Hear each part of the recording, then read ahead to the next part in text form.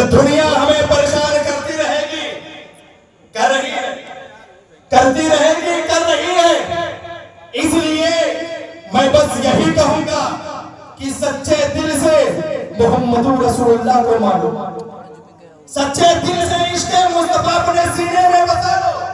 ابھی دیکھو یہ محرم شریف کا مہینہ آنے والا ہے نا، 10 دن کے حسین کی نکلے، کتنے دن کے بولے یار، تھوڑا چھوٹے کو تھوڑا حوصلہ دیں، یہ چھوٹا شاید اللہ تبارک و تعالیٰ بڑا بنا دے یا تو چھوٹا بنا دے، کسی کو اس دور میں چھوٹا مت سمجھنا، جب چاہے بیچنے والا پردھان منتری ہو سکتا ہے، میں تو مصطفیٰ کا غلام ہوں، غلام ہوں مصطفیٰ کا، اللہ چاہے فرش سے لے کر عرش تک اٹھا دے، لیکن شرط یہ ہے کہ مصطفیٰ جان رحمت کا دامن تھامنا پڑے گا، جس نے دامن جوڑا وہ بہکا، اور جب بہک گیا تو دنیا بہکا رہی ہے۔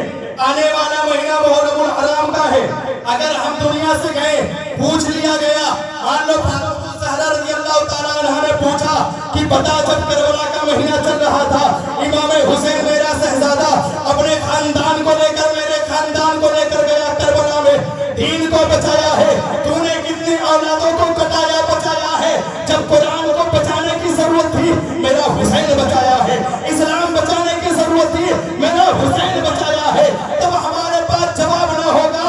میں کہتا ہوں یہاں سے پیغام لے کر جاؤ کہ اے فاطمہ زہرا، میں جانتا میں اس قابل نہیں تھا کہ میں گردن کٹا سکتا تھا، لیکن میں قرآن کی حفاظت کے لیے، شریعت بچانے کے لیے میں گردن تو نہیں کٹا سکتا، لیکن اپنے بچوں کا حافظ قرآن ضرور بنا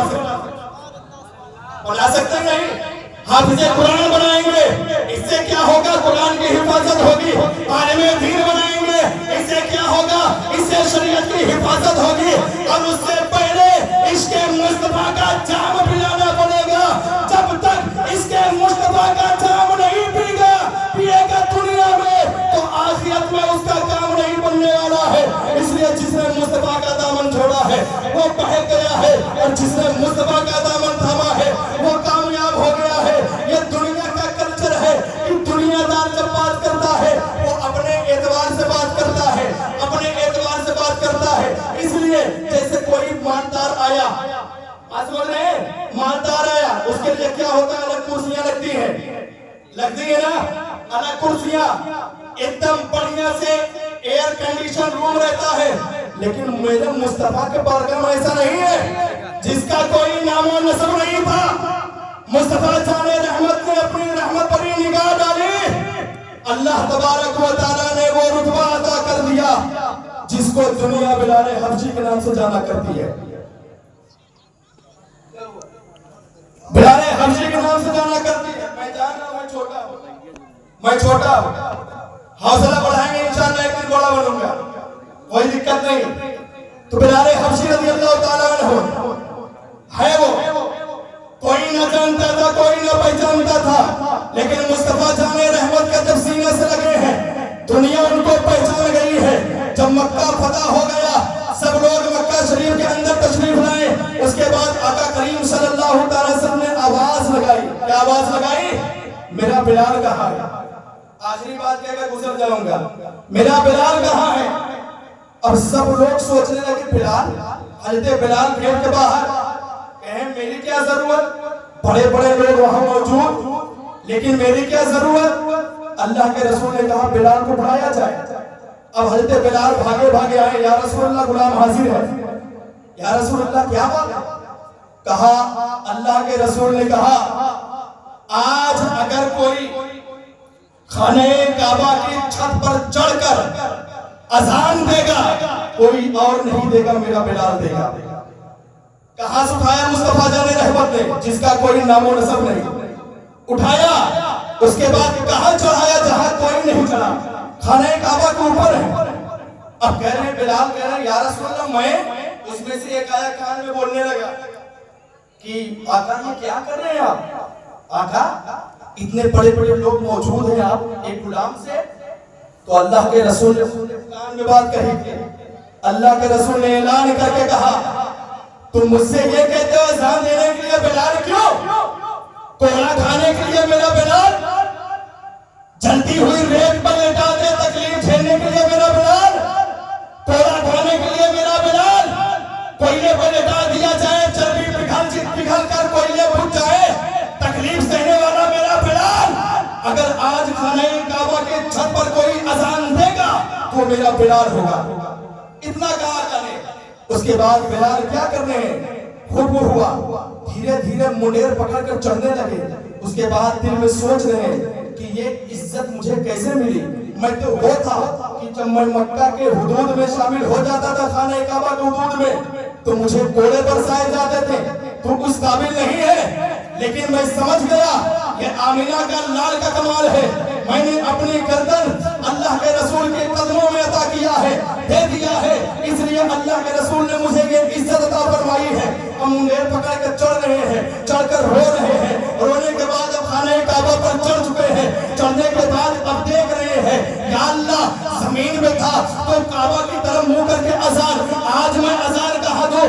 آج تو میں خانہ کعبہ کے چھت پر چڑھا ہوا ہوں. آج اذان کہاں سے دو؟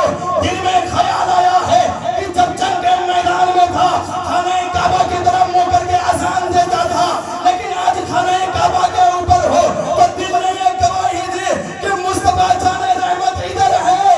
بغیر سوچے سمجھے جس طرح مصطفیٰ جان رحمت کھڑے ہوئے تھے حضرت بلال اپنا منہ دھری کر کے اذان دینے لگے. اذان دینے لگے. صرف اتنا نہیں ہوا, اب کیا کمال ہوا؟ آقا طواف کر رہے ہیں, طواف کر رہے ہیں.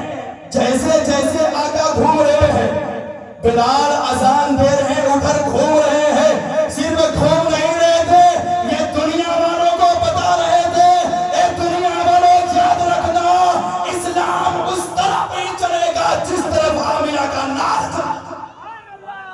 اسلام اسی طرف چل رہا ہے, چلے گا جس طرف آمینہ کا نار چل رہا ہے. میں نے شروع میں بات کی یہ بیرر نہیں ہے, یہ کیا ہے؟ مستقبل ہے, آنے والا وقت. اگر ہمیں اپنے بچیوں کو سلامت دیکھنا ہے تو ہمیں حصہ لینا پڑے گا. حصہ لینا پڑے گا. یہ نہ سمجھنا یار کہ ہمارا جیب خرچہ ہو رہا ہے.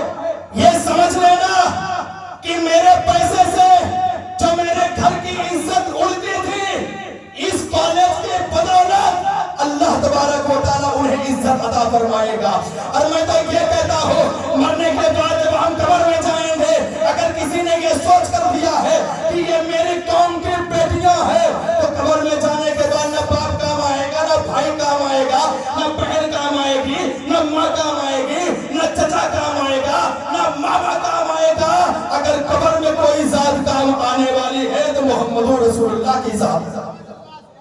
آقا کیا ارشاد فرمائیں گے؟ اے فرشتوں, یہ میری بیٹی فاطمہ کی کنیزوں کا انتظام کیا تھا دنیا میں, انتظام کیا تھا دنیا میں رہ کر اس نے میرے قوم کی بیٹیوں کا, میری امتیوں کا انتظام کیا تھا. اس نے ذمہ داری لی تھی, آج اس کی ذمہ داری میں لے رہا. اللہ کے رسول نے اگر ذمہ داری لے لی ہے تب تو بات ہی بن جائے گی. چلو انشاءاللہ کبھی وقت ملا تو گفتگو کروں گا آپ کے سامنے. بڑے بڑے علماء کرام تشریف فرمائے یہاں پر, آپ سنیں اور جس مقصد کے تحت پروگرام رکھا گیا ہے آپ اس کا خیال کریں. میرے بھائی اگر ہم اکیلے دم پر نہیں کر سکتے لیکن ہاتھ بٹا بٹا کر ہم کر سکتے ہیں کہ نہیں؟ بولو انشاءاللہ کریں گے. بولو یار سب, بولو انشاءاللہ کریں گے. بالکل کرو یار. سارے اختلافات ایک طرف رکھ دیں. ہمیں جمتا ہے کہ نہیں جمتا کس سے کیا مطلب ہے, لیکن قوم کا کام تو ہو رہا ہے یار, قوم کا کام ہو رہا ہے. ہمیں اختلاف نہیں کرنا. ہم سے عیال واسطی سلام دعانے نہیں ہے, وہ اپنے لیے نہیں کہ انہیں اپنا گھر نہیں بنا رہے, وہ قوم کے لیے لڑ رہا ہے آدمی, اکیلا لڑ رہا ہے. تو یہ ہمارا فرض بنتا ہے ہم کاندھے سے کاندھا ملا کر کھڑے ہو. آپ حضرات اس کا خیال رکھیں اور اس کے بعد جو حضرات بیٹھے یہاں پہ گفتگو کریں گے آپ سنیے گا, پوری گفتگو سن کے جائیے. سید صباحت میاں بھی تشریف لا چکے ہیں اور حضور زاہد ملت بھی, زاہد بھائی بھی تشریف فرمائے. جتنے پوسٹر میں نام दिए गए थे। तकरीबन सब हजरात तशरीफ ला चुके हैं। आप ये ना सोचिएगा कि फर्जी है, फर्जी कुछ नहीं है, सब आए हुए हैं। जो हजरात अगर नहीं आए रास्ते में इंशाअल्लाह आ जाएंगे। आप हजरात आराम से बैठे, गुफ्तगू सुने और जो पैगाम दिया जा रहा है उसको सीने में रखें, जाकर घर में भी बताएं और जितना हो सके मदरसे के लिए, कॉलेज के लिए, अपने मुस्तकबिल के लिए, अपने बेटियों के लिए इमदाद करें ताकि हमारी बेटी हिफाजत से रहे। वाखिरु दावाना अनिल हम्दुलिल्लाहि रब्बिल आलमीन। अस्सलामु अलैकुम व रहमतुल्लाहि व बरकातहू।